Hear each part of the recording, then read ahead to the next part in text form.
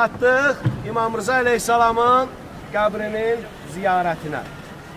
İnşallah daxil olacaq ağamızın ziyarətinə. Bu gördüyünüz qızılı yer ki var, xanımların tək olaraq giriş qapısı buradır. Yəni xanımlar oradan daxil olacaqlar. Daxil olacaqlar, düz hərəkət eləyəcəklər, qəbri görəcəksiniz. Düz hərəkət eləyəcəksiniz, qəbri görəcəksiniz. Və çıxanda da eyni qaydada oradan ziyarət eləyib çıxacaqsınız bura.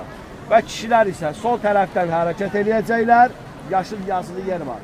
Oradan düz hərəkət eləyəcəklər, İmam Rıza Aleyhisselamın mübarək zərihini görəcəksiniz.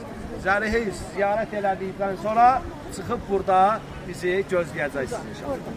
İmam Rıza Aleyhisselamın ziyarətinə daxil olanda 2 rükət ziyarət namazı qılacaqsınız. 2 rükət ziyarət namazı. İçərdə? Bəli.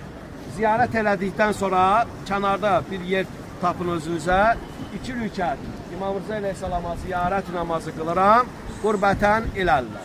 Namazı, sübh namazı kimidir, bəli. Namazı qılıb qutarandan sonra durun ayağa. Dünyasını dəyişmiş, boynunuzda haqqı olub, dünyasını dəyişmiş ata-analarınızın, qohum-əqrabalarınızın adından İmam Rıza Aleyhisselama hədiyyə namazı qılıram. Qurbətən iləllə. At da çəkə bilərsiniz bir-bir, hamını da qeyd edə bilərsiniz cəm şəkildə. 2 rükət hədiyyə namazı qılıram, qurbətən iləllə. Deyib namazınızı qıla bilərsiniz.